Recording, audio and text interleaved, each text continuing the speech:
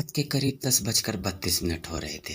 मैं अपनी साइकिल को धक्का मारते हुए गांव के एक पुराने रास्ते से जा रहा था। साइकिल की चैन उतर गई थी और आसपास कोई था भी नहीं, बस हल्की सी फॉग। दूर खेतों में हल्की सी आग जल रही थी और रात एकदम शांत थी। तभी मेरे फोन पे एक मैसेज आया। नेटवर्क ऑलमोस्ट गायब ही था, पर मैसेज लोड हो गया। मैसेज में सिर्फ इतना ही लिखा था कि घर जल्दी पहुंच जा, देर मत कर। नंबर अननोन था तो मैंने ज़्यादा सोचा नहीं उसके बारे में। पर पता नहीं क्यों उस मैसेज के आने के बाद हवा धीरे धीरे ठंडी होने लगी। जैसे ही मैं पुराने शमशान के मोड़ पर पहुंचा, दूर से आवाज आई, राम नाम सत्य है। मैंने साइकिल रोक दी। इस टाइम, इस रास्ते, ये रास्ता तो लोग दिन में भी अवॉइड करते हैं। फोक के अंदर से धीरे धीरे 4 लोग उभर कर आए, अर्थी कंधे पर अजीब बात, आज गांव में किसी के मरने की खबर नहीं थी, जबकि मैं हर गांव के हर घर को जानता था। जैसे ही अर्थी पास आई, एक आदमी ने धीरे से सर उठाया। उसका चेहरा देखते ही मेरे पैरों की जान चली गई, क्योंकि वह आदमी मैं ही था। मेरी ही शक्ल, मेरी ही हाइट, मेरी ही दाढ़ी, पर आंखें बिल्कुल खाली। मैं एकदम थम सा गया। फिर 1 सेकंड में सब कुछ नॉर्मल हो गया। वो चेहरा वापस धुंधला हो गया, जैसे कुछ हुआ ही नहीं था। मैंने खुद को समझाया कि शायद ये दिमाग का वहम होगा, पर मेरे मन की इच्छा जीत गई। मैं धीरे धीरे पीछे चलने लगा। अर्थी पर कपड़ा पड़ा था। हवा तेज हुई और कपड़े का कोना थोड़ा सा हट, बस 1 सेकंड के लिए।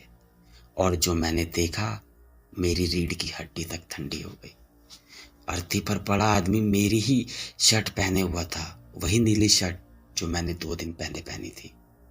पर मैं तो आज सफेद टी शर्ट में था। फिर वो शर्ट उसके पास कैसे?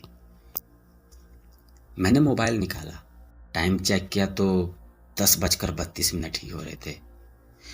पर मुझे याद है कि 10:32 पर ही मैसेज आया था, मतलब 10 मिनट से ज़्यादा हो चुके थे, पर टाइम बढ़ ही नहीं रहा था। क्लॉक फ्रीज हो चुका था। तभी पीछे से आवाज आई, हर आदमी की अंतिम यात्रा 2 बार निकलती है। मैं धीरे से पलटा, पर वहां कोई नहीं था। अर्थी शमशान के गेट पर रुकी। सब लोग एक साथ मेरी तरफ मुड़ गए। इस बार उनके चेहरे क्लियर थे। सबके चेहरे मेरे जैसे थे, मेरी ही शक्ल, मेरी ही आंखें। एक ने आगे बढ़कर कहा कि तू बच गया था पिछली बार, पर हर बार बचना मुमकिन नहीं होता। और मुझे तब याद आया कि 2 साल पहले इसी मोड़ पर मेरा एक्सीडेंट हुआ था।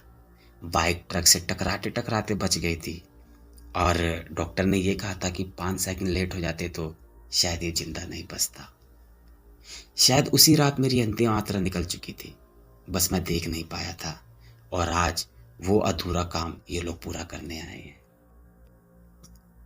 अगली सुबह गांव में खबर फैली, रात को पुराने मोड़ पर एक साइकिल मिली, चैन उतरी हुई और जमीन पर घसीटने के निशान, पर लाश नहीं मिली। सिर्फ एक बात अजीब लगी थी कि जिस लड़के की साइकिल थी वह घर पहुंच चुका था, पर उसने उस रात के बारे में कभी भी किसी को नहीं बताया। और हर साल उसी डेट को रात 10:32 पर उसे एक मैसेज आता है कि अब भी वक्त है।